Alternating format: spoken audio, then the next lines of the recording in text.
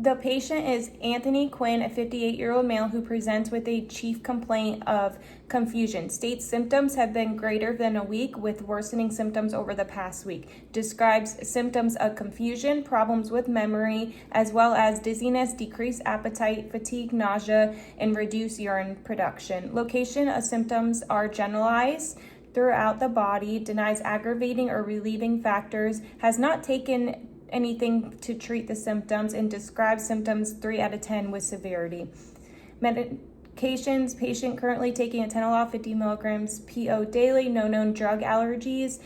Hypertension is the only past medical history present, no past surgical history and hospitalizations. Family history significant for mother having hypertension and father having type 1 diabetes.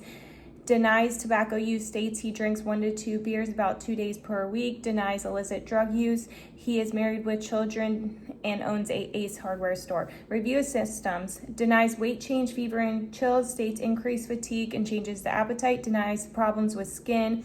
Patient uses corrective lenses and states visual blurring. Denies redness, swelling, and discharge. Denies problems with ears. Denies problems with nose, mouth, and throat. Denies changes to breast. Denies any hematological or endocrine issues. Denies blood transfusion, HIV status.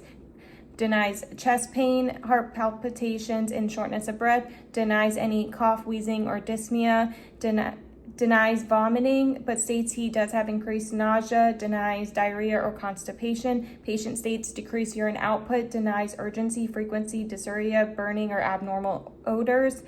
Patient states unsteady gait, generalized weakness, and difficulty with ADLs. Patient states increased confusion with memory loss as told by family members. Patient states he is having troubles with dizziness and balance stability. Denies syncope, blackout, and involuntary movements. Denies changes to sensation. Denies changes to mood. Denies history of anxiety, depression, or suicidal ideation. On physical exam, he is a healthy appearing adult male in no acute distress, alert and oriented ×3 and answering questions appropriately. Head is normal cephalic without lesions or injury. Eyes intact with prolapse present, no drainage noted. S1 and S2 with regular rate and rhythm, no extra sounds heard on auscultation. Capillary refill less than 2 seconds, pulses 3+ throughout, no edema present. Respirations regular and easy, lungs clear to auscultation, abdomen soft, non-tender to palpation on all 4 quadrants. Bladder is non-distended, no CVA tenderness, full range of motion seen in all 4 extremities as the patient moved around the exam room. Speech is clear, posture erect, balance stable, gait normal, sensation normal to light touch, pinprick, and proprioception. Cranial nerves 2 through 12 intact, heel to shin test normal, finger to nose, and finger to finger test normal.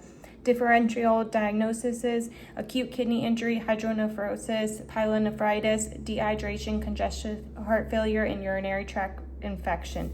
Diagnostic studies performed is urinalysis, which positive for WBCs, RBCs, CAS, and bacteria with trace WBC esterase and protein. CMP performed with elevated BUN and creatinine and decreased GFR. CBC performed with elevated white blood cells and albumin performed in clinic. Final diagnosis: acute kidney injury. Plan of care includes no medications ordered at this time, avoid nephrotoxins. Diagnostic testing performed in office, may order a renal ultrasound. Education for a low sodium diet, preventing dehydration and avoiding NSAIDs. Cultural consideration: the patient has a very busy schedule and therefore may neglect healthcare needs such as adequate nutrition, hydration, electrolytes. Health promotion for annual wellness exam, colon cancer screening, depression screening, hypertension, vaccinations, healthy diet and exercise per guidelines, and a one-time HIV screening. Referral made to a nephrologist, as well as refer this patient to the emergency department as evidenced by elevated creatinine and symptoms such as decreased urine production, confusion, and peripheral edema. Follow up in 1 week with a repeat serum creatinine. If patient is admitted to the hospital, follow up 1 to 2 days post-hospitalization. Thank you.